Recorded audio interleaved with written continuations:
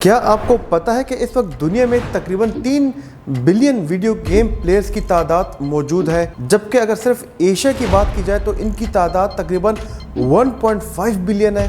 क्या वजह है कि लोग इतनी ज़्यादा तादाद में वीडियो गेम्स खेलते हैं? कुछ लोग तो इससे पैसा कमाते हैं, जबकि कुछ लोग सिर्फ खुद को रिलैक्स करने के लिए वीडियो गेम्स खेलते हैं। आप ये जानकर यकीनन हैरान होंगे कि 2 साल से लेकर टीनेज तक 90% बच्चे वीडियो गेम्स खेलते हैं, जबकि 8 साल से 17 साल की उम्र के बच्चे रोज़ाना 1.5 से 2 घंटे वीडियो गेम्स खेलने में गुजारते हैं, चाहे ये पबजी हो या माइनक्राफ्ट। लेकिन ये बात सिर्फ यहाँ ख़त्म नहीं होती, बल्कि नौजवानों की भी एक बड़ी तादाद जिनकी उम्र 20 से 30 साल है, वो भी वीडियो गेम्स की एडिक्ट है। क्या अलामात हैं गेमिंग एडिक्शन की और इन पे कैसे काबू पाया जा सकता है? ना सिर्फ ये, बल्कि आज भी बहुत कुछ हम बात करेंगे गेमिंग एडिक्शन को लेके, तो जुड़े रहिए हमारे साथ आखिर तक इस वीडियो में। मेरा नाम है डॉक्टर अली मुफ्ती, मैं एक माहिर नफ्सियात हूँ।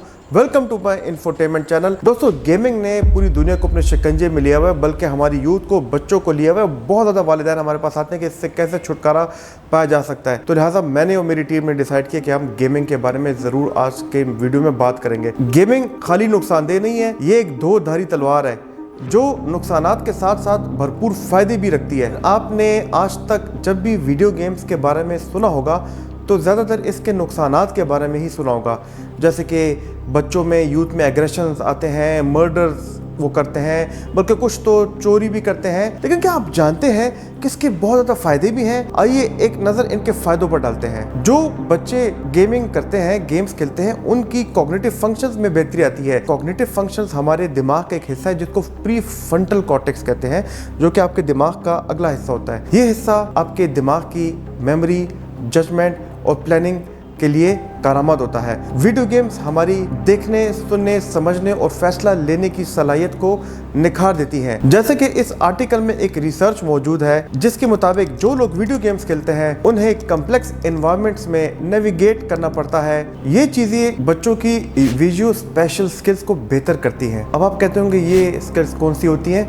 विजुअल स्पेशल एबिलिटी वो सलाहियत है जो हमें अपनी इर्द गिर्द की दुनिया को समझने में मदद देती है। गेमर्स आसानी से अपनी तवज्जो, फोकस को मरकूज कर सकते हैं, इर्द गिर्द के माहौल को बेहतर तरीके से एनालाइज कर सकते हैं, जैसे कि पजल गेम्स खेलते हैं जिनमें पोर्टल और टेट्रिस शामिल है। इन जैसी गेम्स में गेमर्स की फोकस की एबिलिटी बहुत बेहतर होती है। इसी तरह कुछ स्ट्रेटजी और एक्शन गेम्स शामिल हैं जिनमें गेमर्स दुश्मन को ढूंढते हैं और उसके साथ साथ खुद का बचाव भी करते हैं और उन्हें मारना भी होता है। इससे गेमर्स की मेंटल प्रोसेसिंग स्पीड बढ़ती है, जल्दी फैसला लेना पड़ता है। ऐसी गेम्स खेलने वालों की असल जिंदगी में भी ये एबिलिटी बहुत तेज और बहुत बेहतर होती है। वो एक वक्त में मुख्तलिफ कामों पर फोकस कर सकते हैं, मल्टीटास्किंग कर सकते हैं। एक और चीज़ जो कि बच्चों में देखी गई कि गेमिंग से उनकी डिडक्टिव रीजनिंग बेहतर हो गई। डिडक्टिव रीजनिंग वो साइकोलॉजिकल प्रोसेस है जिससे लोगों को डिसीजन मेकिंग में और प्रॉब्लम सॉल्विंग करने में आसानी होती है। कुछ ऐसी गेम्स होती हैं जो कि यूथ की, बच्चों की मैथमेटिकल इंटेलिजेंस को बेहतर बनाती हैं। लेकिन इस मैथमेटिकल स्किल्स के अलावा भी कुछ ऐसी स्किल्स हैं जिनमें हैंड टू आई कोऑर्डिनेशन है। वो गेम्स जिनमें गाड़ियों का इस्तेमाल है, जैसे कि GTA हो गई, ग्रैंड टूरिज्मो हो गई या नीड फॉर स्पीड हो गई। ये ऐसी गेम्स हैं जो कि प्रिसाइज कंट्रोल और कोऑर्डिनेशन तलब करती हैं। विजुअल इनपुट और फिजिकल रिस्पॉन्स के दरमियान बहुत ही ज़्यादा फोकस चाहिए होता है। तो ये गेम्स प्लेयर्स की better hand to eye coordination और मोटर स्किल्स डिमॉन्स्ट्रेट करती हैं, जो कि इनकी रियल लाइफ में भी बहुत काम आती हैं। अब सवाल ये पैदा होता है कि अगर गेमिंग के इतने ही फायदे हैं तो लोग इसको बुरा क्यों कहते हैं? 8 जून 2022 में एक खबर छपी जिसके मुताबिक लखनऊ, इंडिया में एक 16 साल का बच्चा अपनी मां को इसलिए कत्ल कर देता है क्योंकि उसकी मां ने उसे पबजी खेलने से मना किया था। दोस्तों, इसी तरह 2022 लाहौर में एक वाकया हुआ था जिसमें एक 14 साल का बच्चा अपने पूरे खानदान को कत्ल कर देता है। इस खानदान में उसकी माँ, 2 बहनें और 22 साल का बड़ा भाई शामिल था। नाहिद मुबारक एक 45 साल की हेल्थ वर्कर अपने 22 साल के बेटे तैमूर और 2 बेटियां जो कि 17 और 11 साल की थीं, उनके साथ लाहौर के कहना इलाका में मुर्दा पाई गई थी। पुलिस ने जब इन्वेस्टिगेशन की तो उनका नौजवान बेटा जो बिना किसी चोट के बच गया था, असल में वही कातिल निकला। पुलिस ने एक बयान में कहा कि इनका यही बेटा अपने ख़ानदान का कातिल निकला और उसकी असल वजह ये निकली कि उसके ख़ानदान वालों ने उसको मोबाइल गेमिंग से मना किया, जिसमें सबसे बड़ी वजह पबजी शामिल थी। लेकिन बात यहाँ पे नहीं रुकती दोस्तों। राजस्थान में एक छोटे बच्चे ने अपने दोस्त का कत्ल किया इस वजह से कि वो उसको पबजी के लिए फ़ोन नहीं दे रहा था। गेमिंग के आदी हो जाना किसी भी नशे की तरह होता है। खेलने वाले दिन रात की तमीज़ किए बगैर इसमें मुसलसल मगन रहते हैं और जिससे रोज़मर्रा की ज़िंदगी, तालीम और समाजी ताल्लुकात, सोशल इंटरेक्शन इंतहाई बुरे तरीके से मुतासर होती हैं। गेम्स के चैलेंजेस और कंपटीशन जीतने की कोशिश ज़हनी दबाव का बायस बनती है। इनमें इरिटेबिलिटी, चिड़चिड़ापन और एग्रेशन देखने को मिलता है। ये चिड़चिड़ापन इनकी ज़हनी सेहत को मुतासर करती है, यहाँ तक कि ये लोग अपनी ज़िंदगी ख़त्म कर सकते हैं या दूसरों की ज़िंदगी भी ख़त्म कर सकते हैं। जब कोई इंसान वीडियो गेम से मुकम्मल ऑब्सेस्ड हो जाता है तो उसे गेमिंग एडिक्ट कहा जाता है। हर वक्त गेम के बारे में सोचना, जब वो गेम ख़त्म भी कर लें तो अगली गेम सेशन की प्लानिंग करना, और जब ये बच्चे, ये लड़के गेम ना खेल रहे हो तो इनमें इरिटेबिलिटी और बेचैनी महसूस होती है। ये बार बार अपनी गेम प्ले या गेमिंग की स्ट्रेटजीज़ के बारे में सोचते हैं या अगलों से बात करते हैं। इसके अलावा ये बच्चे अगर क्रिकेट, फुटबॉल या कोई और हॉबीज़ करते थे, अब ये छोड़ चुके हैं और सिर्फ ये गेमिंग में दिलचस्पी लेते हैं। ये फिज़िकल स्पोर्ट्स में कोई दिलचस्पी नहीं लेते। ये अपने दोस्तों और रिश्तेदारों के साथ कम वक्त गुजारते हैं। स्कूल के काम में, घर के कामों में ये बाकी दीगर कामों को नज़रअंदाज करते हैं। अपनी जिम्मेदारियों को उनको एहसास नहीं होता, सिर्फ ये गेमिंग पर तवज्जो देते हैं। ये चाहे जितना भी अपने आप को रोकें, लेकिन रुकने की ख्वाहिश के बावजूद ये गेमिंग करते रहने की ज़रूरत महसूस करते हैं। गेमिंग ना करने पर ये चिड़चिड़ापन, इरिटेबिलिटी, एंग्जाइटी बल्कि डिप्रेशन भी महसूस करते हैं। जैसे कि मैंने आपको पहले एग्जांपल दी, कोई इनको गेमिंग से रोके तो इनको डिप्रेशन होती है और ये अपनी ज़िंदगी ख़त्म भी कर सकते हैं। अगर ये दोस्तों के साथ, यारों के साथ, या अगर आप इनको किसी साइकेट्रिस्ट के पास या थेरेपिस्ट के पास ले जाएंगे, ये गेम खेलता है, तो ये उनके साथ झूठ बोलेंगे कि नहीं, ये गेम तो मुझे तंग ही नहीं करता, ये तो मेरी नॉर्मल रूटीन है और मैं तो बहुत थोड़ी देर के लिए गेम खेलता हूँ। गेमिंग सेशंस के दौरान ये थक भी जाएंगे, फटीग भी होंगी, इनका सर दर्द और इनके आंखों में दर्द भी होगा, लेकिन ये गेम नहीं छोड़ेंगे। अगर ये सब अलामात आपके बच्चों में, आपके प्यारों में शामिल हैं तो यकीनन गेमिंग एडिक्शन का शिकार है।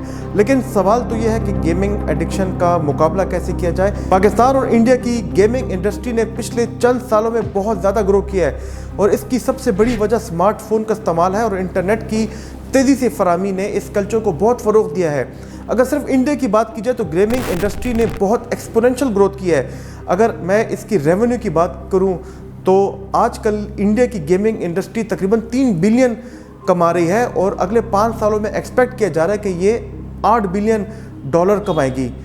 पाकिस्तान भी इसमें पीछे नहीं हो, पाकिस्तान ने भी इसमें बहुत रैपिड ग्रोथ की है, जहां 2024 के आखिर में एक्सपेक्टेड ये है कि $150 मिलियन पाकिस्तान गेमिंग इंडस्ट्री से जनरेट करेगी। लेकिन उन पैसों को क्या कि जो कि हमारी यूथ की ज़हनी सेहत को ख़राब कर रही हैं और उनकी ज़िंदगी के ख़ात्मे की कॉस्ट पे आ रही हैं। इन गेमों में ई स्पोर्ट्स की गेम शामिल नहीं है, बल्कि पबजी और फ्री फायर वगैरह ज़्यादा मकबूल हैं। इसके नताइज मुस्बत भी हैं, पॉजिटिव भी हैं, लेकिन ज़्यादातर मनफी भी हैं, क्योंकि हम रोज़ाना 10 से 15 ऐसे लड़के देखते हैं, ऐसे वालिदैन आते हैं जो कि गेम्स की वजह से उनकी ज़हनी सेहत ख़राब हो रही है। अगर एडिक्शन की बात की जाए तो इंडिया में 8 से 9% नौजवान गेमिंग एडिक्शन का शिकार हैं और अगर पाकिस्तान की बात की जाए तो एक तहकीक के मुताबिक यूनिवर्सिटी स्टूडेंट्स पे एक रिसर्च की गई थी जिसके मुताबिक 50% बच्चे जो हैं इस नशे का शिकार हैं और सबसे ज़्यादा उनकी नींद की क्वालिटी, स्लीप क्वालिटी ख़राब हुई है और उसके साथ साथ उनकी तालीमी परफॉर्मेंस, एकेडमिक परफॉर्मेंस बहुत ख़राब हुए हैं। तो क्या ऐसे इक़दाम हैं जो कि हमें करने चाहिए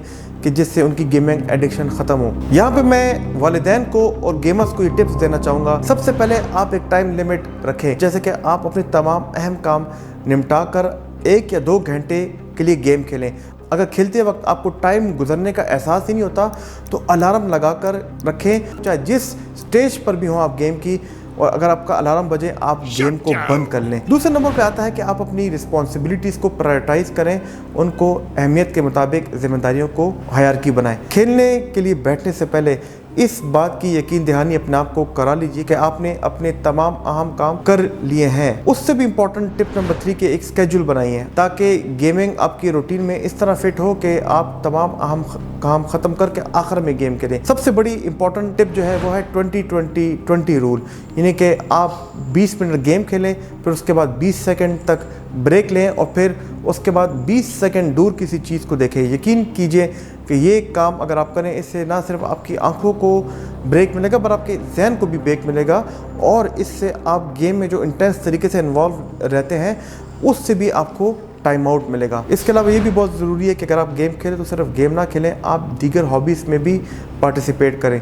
अगर हॉबीज़ की बात की जाए तो बुक रीडिंग, पेंटिंग भी बहुत ज़रूरी है, लेकिन फिज़िकल स्पोर्ट भी बहुत ज़रूरी है जिसमें बैडमिंटन, फुटबॉल और क्रिकेट शामिल हैं, क्योंकि ये ऐसी फिज़िकल स्पोर्ट्स हैं जो कि आपके दिमाग की ब्लड सप्लाई को ज़्यादा करती हैं और ये ऑनलाइन और वीडियो गेम्स को काउंटरैक्ट करती हैं। कोई भी गेम खेलने की वजह से आपके अंदर कोई नेगेटिव इमोशनल रिस्पॉन्स आ रहा है, उसको पहचानिए, उसको लिखिए और फ़ौरन उस पर अमल कीजिए। अगर आपके नेगेटिव इमोशन रिस्पॉन्स आ रहे हैं, अपने घर वालों को बताइए और उस गेम को खेलना बंद कर दीजिए। अगर आप वालिदैन हैं तो ये बहुत ज़रूरी चीज़ है कि कुछ ऐसे पेरेंटल कंट्रोल ऐप्स हैं वो अपने बच्चों के मोबाइल में डालिए कि जिससे आपको पता चले कि आपके बच्चे कौन सी ऐप का इस्तेमाल करें, कौन सी गेम खेल रहे हैं और कितनी देर तक खेल रहे हैं। अगर आपको हमारी गेमिंग वाली वीडियो पसंद आई तो हमारी ये वाली वीडियो भी देखना, आपको ज़रूर फ़ायदा होगा।